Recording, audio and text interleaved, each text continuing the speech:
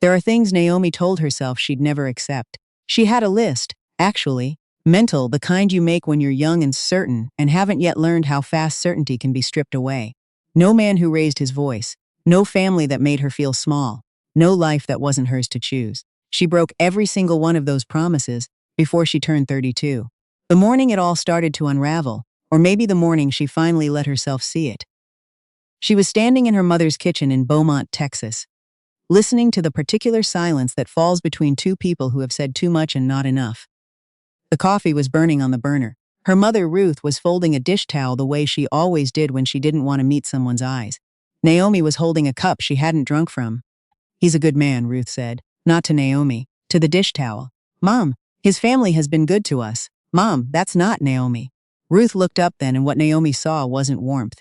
It was warning. Don't make things harder than they need to be. That was how her mother ended conversations. Not with love. With exhaustion. With a kind of deliberate surrender that Ruth had mistaken, for 30 years, for wisdom. Naomi set down the cup and walked out of the kitchen. She told herself it was fine. She was good at telling herself things were fine. She had met Kurt S. Beauchamp at her cousin Tanya's 4th of July cookout 3 years earlier. He was tall, quiet in the way that reads as steady when you first meet someone, and he laughed at the right moments. He brought his own lawn chair. He offered to help with the cooler. He asked Naomi what she did for work and actually listened to the answer instead of nodding through it. She was a physical therapist. She had worked hard for that, night classes, loans, a second job through most of her 20s. She'd built something that was hers. Curtis said he admired that. He said it like he meant it. Within 4 months, they were dating. Within 18 months, her father, Earl, was sitting across the dinner table from Curtis with an expression Naomi had only ever seen on his face when he was about to close a deal. Earl was not a warm man, he was a transactional one, and he liked Curtis Beauchamp very much. That should have told her something. "He comes from good people," Earl said after Curtis left that night. He said it before Naomi could even put on her coat. "I know, Dad. I like him. His father owns 3 properties in Houston. They're solid." Naomi turned around. "I'm not marrying his father's properties." Earl looked at her the way he always did when she said something that inconvenienced him, like she was a faucet that had started dripping. Mild. Dismissible. Something to be fixed later. "Don't be dramatic," he said. "You're almost 30. Curtis is a good match." Almost 30. As if there was a clock somewhere that only her father could hear. As if her life was a lease that was about to expire. She tried once to tell him that she wasn't ready, that she wanted more time, that she wasn't sure Curtis was the person she was supposed to build a life with, even if he was fine on paper. She said it carefully, the way she'd learned to say difficult things around Earl.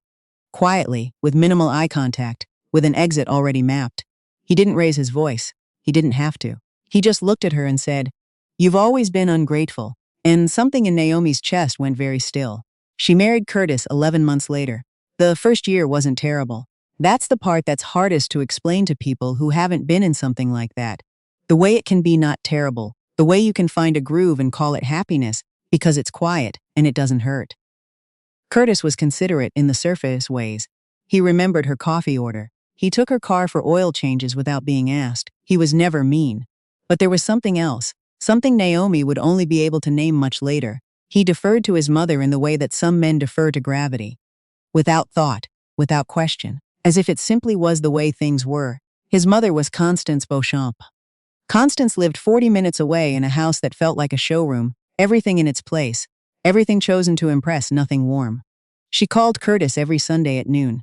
She called him on Tuesday evenings.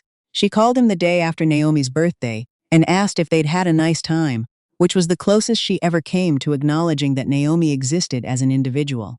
Naomi was not what Constance had wanted for her son. This was communicated without words, in the architecture of every interaction.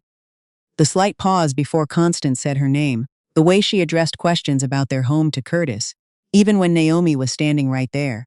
The Christmas when she gave Curtis an envelope and handed Naomi a candle set from a drugstore, still in its cellophane. Naomi told herself it was fine. She told herself this through the second year and into the third, and past the point where it was anything close to fine. The job offer came on a Wednesday, a clinic in Atlanta, bigger, better funded, a chance to run her own caseload and eventually train staff. It was exactly the kind of opportunity she had been building toward since her very first clinical rotation. She called Curtis from the clinic parking lot, voice high with something she barely recognized anymore. Hope, maybe. That particular flavor of it that comes when you suddenly remember you had plans for yourself. He was quiet on the phone. Then, Atlanta's far. It's a 2-hour flight. My mother's not getting younger. Naomi sat with that for a moment. Then she said carefully, Curtis, this is my career. I know that. He sounded tired. I'm just saying there's a lot to consider. She flew to Atlanta for the interview on a Thursday. She didn't tell Constance. She didn't think she had to. She was 31 years old. She had a graduate degree. She was interviewing for a job.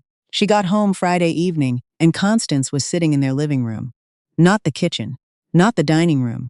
The living room, with her coat still on, and her hands folded in her lap, the way people sit when they are staging an ambush and want it to read as a visit. Curtis was in the kitchen. Naomi could hear him, the particular silence of a man who has stepped back. I heard about Atlanta, Constance said. Naomi set down her bag. Did Curtis tell you? It doesn't matter how I heard. Constance tilted her head, the way a bird does before it strikes. What matters is that you are seriously considering uprooting this family, without once asking my son what he wants. I talked to Curtis, you told Curtis. That's different. She said it gently, which was worse. A marriage is a partnership, Naomi. Partnerships require sacrifice. I've been sacrificing. The words came out before Naomi could catch them. For 3 years you've been provided for. Constance's voice sharpened exactly 1 degree. You've had a home, a husband, a family. Some women work their entire lives for that. The room felt very small. Naomi looked toward the kitchen. Curtis did not come out. She turned down the job. She didn't decide to. It just happened. In the way that things happen when you are tired enough, and alone enough, and the walls have been closing long enough that you stop noticing they're moving. She emailed the clinic director that Saturday and said she had decided to stay local for personal reasons. She sat on the edge of the bed afterward and looked at her hands and felt nothing, which was its own kind of answer. Curtis told his mother, of course. He told her everything, eventually. That was the thing Naomi had never fully reckoned with. That her marriage had 3 people in it, and she was the only one who had ever been surprised by that. Constance began coming for dinner on Wednesdays, then Sundays, then the occasional Thursday when she said she was in the area. She had opinions about the grocery shopping, offered in the form of observations. She had opinions about how Naomi spent her evenings, offered in the form of concern. She once picked up a plant from the windowsill, turned it over, and set it back down without a word, in a way that somehow communicated everything. Naomi started staying late at work. Not for any particular reason. Just because the clinic was hers in a way the house no longer felt like it was. She started talking to a colleague there, a woman named Dr. Pierce, who had the kind of laugh that filled a room and the kind of directness that Naomi had forgotten existed. They ate lunch together. Pierce talked about her ex-husband with the frank clarity of someone who had done the work of understanding what had happened to her. She didn't give Naomi advice. She just talked, and somehow that was enough. You seem like someone who's been explaining herself for a very long time, Pierce said one afternoon. Naomi looked up from her salad. I don't mean that as a criticism. Pierce shrugged. I just recognize the posture. Naomi went home that night and lay in the dark beside Curtis and thought about posture. The way she held herself slightly braced. The way she chose words in advance. The way she had gotten very good at preemptively apologizing for things she hadn't yet done. She thought about the job in Atlanta. She thought about the girl who had made a list, once, of things she would never accept. She thought about her father's face when she came home at Thanksgiving, the way he looked at Curtis first, the way approval moved between the two of them like a signal she wasn't supposed to intercept. She thought about her mother folding a dish towel. She did not sleep. The fight happened in March. Later, Naomi would not be able to say exactly what started it.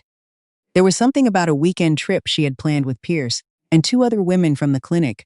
Something Constance had said about it to Curtis, that Curtis had then brought to Naomi not as his own concern, but as a relay, delivered with the apologetic air of someone who genuinely did not see the problem with being a relay. She just thinks it's a lot of time away. It's 3 days, Curtis. She worries about what? He didn't answer, which was its own answer. I'm going, Naomi said. She said it quietly, and she meant it, and something in her voice must have been different, because Curtis looked at her the way you look at a road when it shifts. She called her father that night. Not for advice, she didn't know why. Maybe just to hear his voice. Maybe some old instinct that family was where you went when you were coming apart. Earl picked up on the second ring. She told him things weren't right. She told him she felt like she was disappearing. She told him she had turned down a job she had wanted badly, and she still didn't fully understand why. Her father was quiet for a moment. Then he said, "Naomi, you need to stop being selfish." She heard herself breathe. "Curtis is a good husband. His family is good people. Whatever problems you're having, you need to work through them, not run from them." He paused. "You've always done this. Made things about you. Made things about you." She was sitting on the back porch. The March air was cold. She could see the light in the neighbor's kitchen, a warm yellow square in the dark, and she thought about how strange it was to see other people's warmth from outside. "I have to go, Dad," she said. She hung up and sat there for a long time. She went on the trip. She drove herself to the airport early on a Friday morning with one bag and the particular lightness of someone who has made a decision and isn't looking back. They went to Savannah. They walked along the river. They ate at a restaurant where the tablecloths were paper and the bread came in a basket, and nobody asked her to justify anything. She laughed on that trip in a way she had not laughed in a long time. Real laughter, the kind that comes up unexpected and costs something. Pierce asked her once, over drinks on the second night, what she actually wanted. Not from the marriage, not from Curtis, from her life. What did Naomi want? Naomi thought about it for a long time. "I want to feel like myself again," she said. "I don't even know when I stopped." Pierce nodded. She didn't say anything else. She just poured more wine and changed the subject to something funny, and Naomi was grateful, because sometimes the right response to the truth is just to let it sit there. She came home on a Sunday afternoon. Curtis was at the kitchen table. Constance was on the couch. Naomi set her bag down in the entryway and stood very still. "We need to talk," Curtis said. "Does she need to be here for this?" Constance's expression shifted just slightly. Not hurt, not exactly, more like recalibration. "She's my mother," Curtis said. "She's not my marriage counselor." The silence was extraordinary. Constance stood up slowly, gathered her coat and moved toward the door with the practiced dignity of a woman who had never once in her life been asked to leave a room. She paused at the doorway. She looked at Naomi with something Naomi had never seen from her before. Something that might have been respect, or might have been the beginning of it. Then she left. Curtis and Naomi sat down. They talked for 3 hours.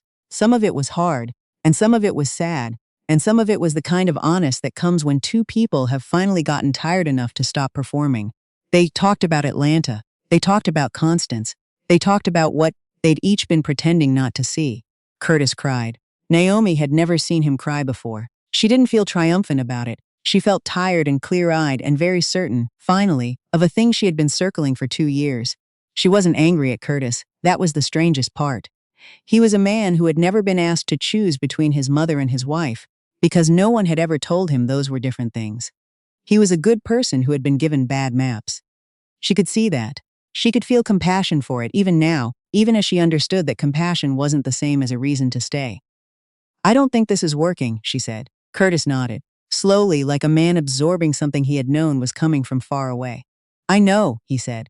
She called her father 2 weeks later, after she had found an apartment and spoken with a lawyer, and done all the structural things that needed doing before she could afford to fall apart.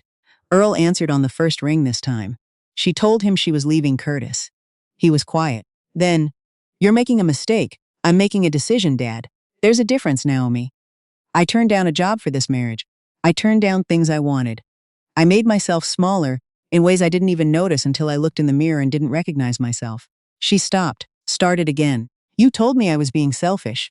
I've been thinking about that. I don't think I was. I think I was trying to want my own life back. I think that's allowed." Another silence. "I hope you know what you're doing," her father finally said. His voice was stiff. But underneath the stiffness, barely audible, was something she hadn't heard from him in years. She couldn't name it exactly. Uncertainty, maybe. The sound of a man who has just glimpsed that the map he's been using might be wrong. She told him she loved him. She meant it. She hung up.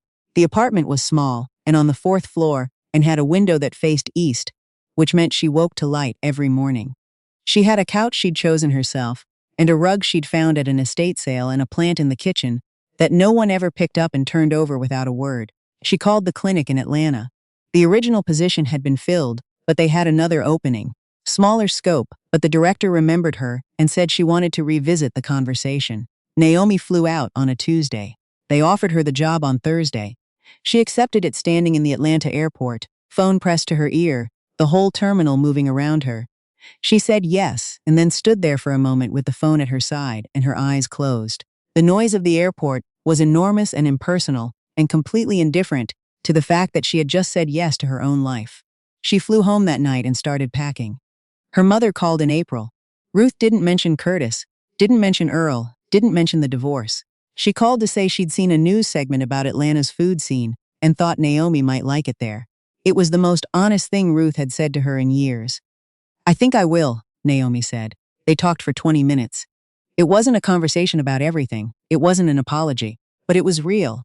In the small way that things become real when someone stops folding a dish towel and decides to look up. She heard about Curtis through a mutual friend a year later. He was seeing someone. His mother had apparently decided she liked this new woman immediately, which struck Naomi as its own kind of information. She felt nothing complicated about it. She hoped it was good for him. She hoped he had learned something. She thought privately that Constance had likely not changed, that some people carry the same house with them no matter where they go. She wasn't inside it anymore. That was enough. In Atlanta, she built something new. Not dramatic, not cinematic. Just real. She had colleagues who became friends and mornings she looked forward to, and evenings that belonged to no one but her. She started running again, something she'd let go of in the tight years. She made a point of saying yes to things that scared her a little. A pottery class she turned out to be bad at, a hiking trip where she fell behind and didn't mind, a dinner with strangers that turned into a late night she'd remember. She met someone eventually. His name was Everard, and he was an architect who made terrible jokes and was spectacularly patient, and had, she learned gradually, the quiet, unassuming habit of asking what she wanted before assuming he knew. He never met her with conclusions. He asked questions. He listened. The first time he met her father, Earl shook his hand and said carefully, "Naomi speaks highly of you," which was Earl's version of a white flag, probably. Small, stiff, genuinely meant. Naomi stood in her own kitchen, in her own city, watching the two of them talk, and felt something she hadn't felt in so long she'd stopped looking for it. Not relief, not triumph, just herself. Just the steady, ordinary feeling of being exactly where she was supposed to be. She thought about the list she'd made when she was young, about all the promises she'd broken. She didn't feel regret about the breaking, exactly. She understood now that you sometimes have to lose something before you know what it cost, and that the knowing is what makes you harder to lose again. She had chosen herself, finally. It had taken longer than she would have liked, and cost more than she thought she had. But she had gotten there. She was still getting there. And for now, that was more than enough.